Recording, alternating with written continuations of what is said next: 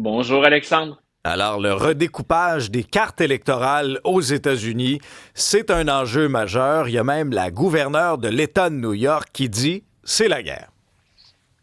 Et écoute, je pense qu'elle a utilisé le bon terme, malheureusement.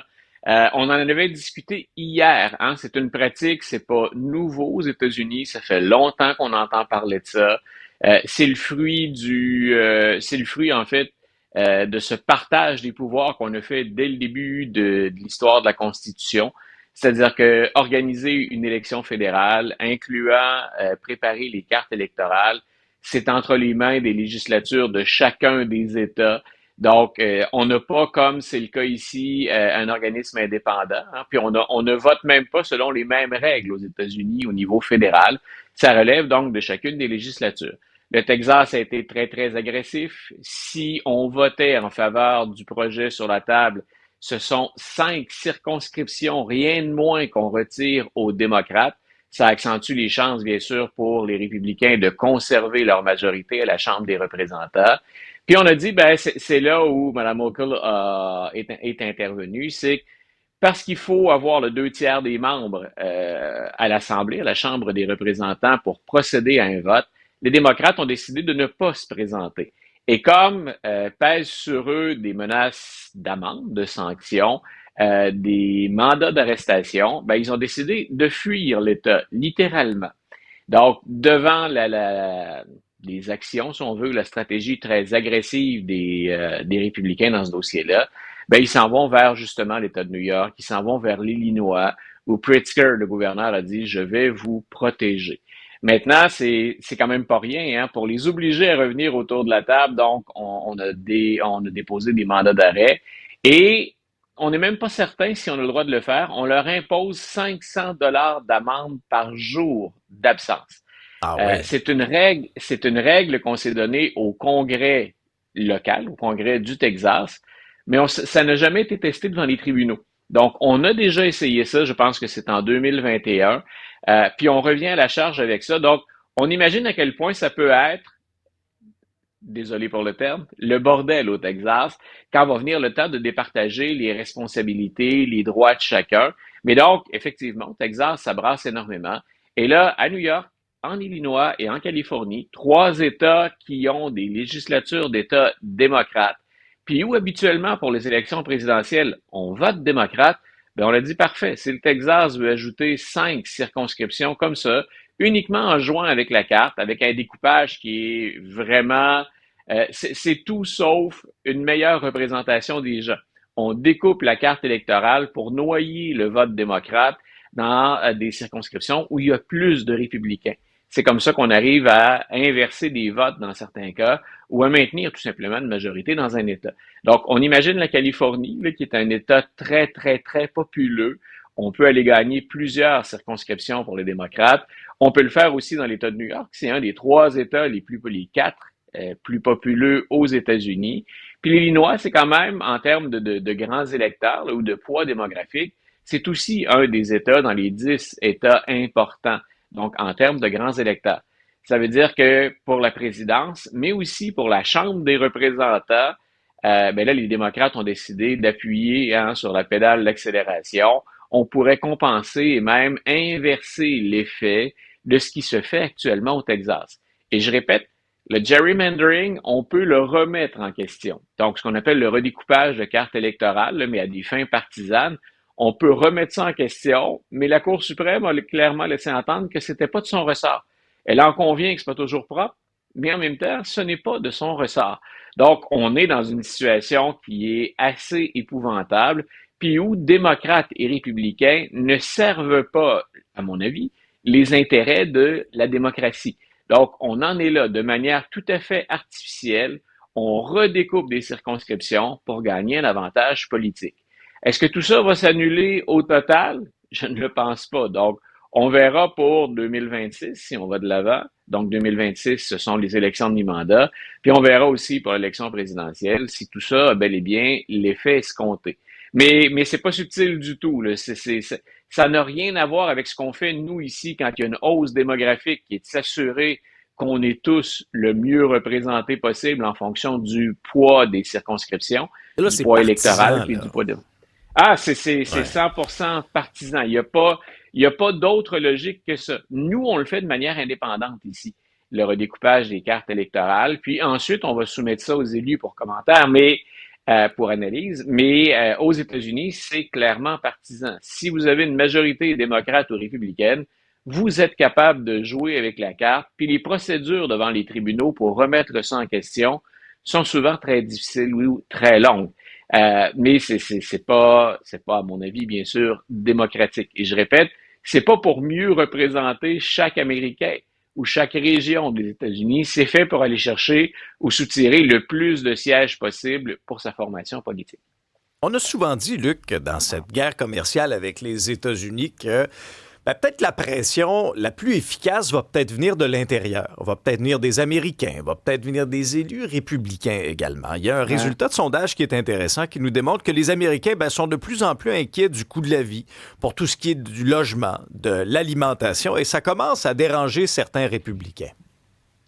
Ben voilà, écoute, les républicains, puis je l'ai déjà dit, c'est une approche qui, au strict plan, on veut la victoire, au strict plan stratégique. La stratégie des républicains, c'est une stratégie de chiffrier Excel ou d'addition, de soustraction. Où est-ce qu'on va pour gagner? Il y a pas d'autres considérations derrière ça. Et là, on se rend compte qu'effectivement, il y a des retombées des tarifs. On se demande si avec les nouveaux tarifs, le président va pas avoir un mauvais effet sur l'économie, et deux, bien sûr, sur l'humeur des électeurs qui ont élu M. Trump ou le président Trump, justement parce que, semble-t-il, on le croit quand il dit qu'il est meilleur pour l'économie que, à l'époque, Kamala Harris ou encore Joe Biden. Donc, il y a des élus qui n'osent pas le confronter publiquement, mais ce que je trouve intéressant, c'est que ça circule. Donc, on est inquiet pour les élections de mi-mandat. On vient de parler des efforts de redistribution, là, des circonscriptions sur la carte électorale. Quand on fait ça, c'est qu'on sent aussi la soupe chaude. Donc, on a des élus républicains et il y a un sondage, Associated Press, Université de Chicago, le groupe NORC à l'Université de Chicago, qui dit effectivement l'inquiétude des Américains est à la hausse et sur deux postes budgétaires très, très importants. Le premier, on est familier avec ça, hélas, de notre côté de la frontière, c'est le coût de l'alimentation. Donc, ça coûte de plus en plus cher pour se nourrir. C'est un des secteurs où il y a les hausses importantes et on commence déjà à sentir un effet des tarifs douaniers aux États-Unis. Donc, on se demandait parfois pourquoi les Américains réagissent pas devant tout ce qui se passe, alors que quand on commente, nous, on dit, ben ça me semble pas aller dans la bonne direction, ça, on n'a pas le droit de le faire, ça, c'est, historiquement, on a prouvé que ça fonctionnait pas. Donc, on commence à voir les effets. C'est souvent faible quand on dit on va dans un secteur être à la hausse de 1% ou 1,5%.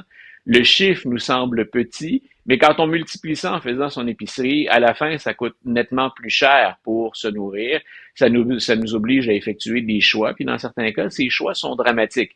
Donc, il y a l'alimentation, le secteur de l'alimentation, puis l'autre, c'est le logement. Dans la vie de la plupart des gens, ce sont deux postes budgétaires qui sont incontournables et qui sont les plus importants, hein, très, très souvent. On pourrait ajouter à ça tout ce qui va être assurance santé ou assurance dans l'ensemble. Donc, on commence à le sentir après 6 mois. Et on n'a pas eu les pleins effets encore de ces tarifs. Donc, il reste 3 ans et demi de présidence Trump. Il ne s'en va qu'en 2029. Donc, c'est la tendance qu'observent les républicains actuellement. Est-ce que la stratégie de M. Trump, que la grande majorité des économistes condamnent, peut nous nuire au plan électoral parce que ça nuit à nos commettants ou ça nuit à nos électeurs sur le terrain? Donc, on commence à avoir des données chiffrées qui montrent qu'on est inquiet, puis on est capable de préciser sur quel item, entre guillemets, ou sur quel poste budgétaire les Américains sont inquiets. Donc, toujours à surveiller. Moi, depuis le départ, je crois que les tarifs, c'est une taxe de vente, hein, finalement, indirecte, qu'on impose aux Américains. Puis le fardeau va être, comme c'est le cas chez nous, hein, quand il y a une hausse de l'inflation, ça va souvent être les plus démunis ou ceux qui avaient de la difficulté à arriver, qui sont plongés plus encore dans l'embarras. Donc, on verra. Mais c'est certain qu'on a remarqué cette tendance-là. Et c'est pas parce que le président Trump a changé la responsable de la statistique pour lui présenter de meilleurs chiffres éventuellement que la réalité va changer. on pourra donner des chiffres dont le calcul est imprécis au niveau fédéral. Si quand on va à l'épicerie puis qu'on ressort avec un panier qui est réduit ou fort différent de ce qu'on avait avant et que ça nous coûte plus cher, à un moment donné, la grogne va être là. Donc, ce qu'on a reproché à Biden, M. Trump ne va pas y échapper non plus pour, entre guillemets, j'aime pas l'étiquette, mais pour les gens ordinaires, pour les lecteurs moyens. Pour les plus riches, ben, ils ont déjà obtenu, eux, en partie ce qu'ils souhaitaient, de généreuses baisses d'impôts. Et c'est là, Luc, que moi, j'avais trouvé toute l'efficacité de la campagne canadienne. Souviens-toi, lorsqu'on avait installé des grands panneaux publicitaires dans certains États clés où on disait, ben, vos tarifs, c'est une taxe déguisée, puis c'est vous, Américains, qui allez la payer. Je trouvais que ça avait quand même marqué l'imaginaire. Avant qu'on se quitte, Luc, il y a toute la controverse de Sydney Sweeney, la campagne d'American Eagle, où on jouait un peu là, sur les mots, un jeu de mots entre jean, gêne et jeans. Pour ce qui est des vêtements comme tels. Il y en a qui ont vu toutes sortes d'affaires dans cette campagne publicitaire-là. Moi, personnellement, tant qu'à moi, c'était juste un jeu de mots. Et là, le Donald s'en est mêlé. Et souvent, quand le Donald fait des déclarations, il y a des conséquences en bourse. Écoute, il y a deux choses que je trouve, parce que les gens vont nous dire ce matin, tiens, vous faites dans le potin, là, vous parlez d'une actrice, Sydney Sweeney. Ça vient faire quoi en politique américaine ou en économie? La première, c'est que le titre en bourse d'American Eagle, depuis l'intervention de Donald Trump, est en hausse hier de 20%. Donc, ce n'est pas un petit gain pour American Eagle ou pour les détenteurs des valeurs d'American Eagle. Mais l'autre chose, c'est que ça ramène Donald Trump sur un terrain qu'il aime exploiter et qui est un des facteurs qui lui a permis de l'emporter. Donc, quand il fait ça, il s'en prend au woke. Donc, il dit, écoutez, il y a des progressistes, là, il y a des gens de la gauche qui disent que ça, là, c'est encourager l'eugénisme. Moi, je n'embarque pas là-dedans, puis au contraire, c'est tellement hot comme publicité, c'est ce qu'il a dit, traduit à ma façon. Donc, ben là, ça lui permet de faire diversion et de revenir sur un thème que la droite ou les conservateurs et le Parti républicain ont exploité. Écoute, ça fonctionne, alors on va continuer dans la stratégie. À gauche, ce sont des woke. Il n'y a que des woke. Puis regardez, derrière une publicité qui est simplement hot avec Sydney Sweeney qui est tellement belle et qui est républicaine. M. Trump a insisté sur le fait, bien sûr, qu'elle est républicaine. Donc, on revient avec quelque chose qui relève, encore une fois, de ce qu'on a appelé aux États-Unis ou ici la cancel culture. Ça sert Trump et visiblement, American Eagle ne doit pas être déçu de voir son titre augmenter en bourse. Il y en a qui ont dû faire le saut en regardant leur portefeuille. 23% d'augmentation sur ces actions-là. Hey, merci beaucoup, Luc. Salut. Une bonne journée.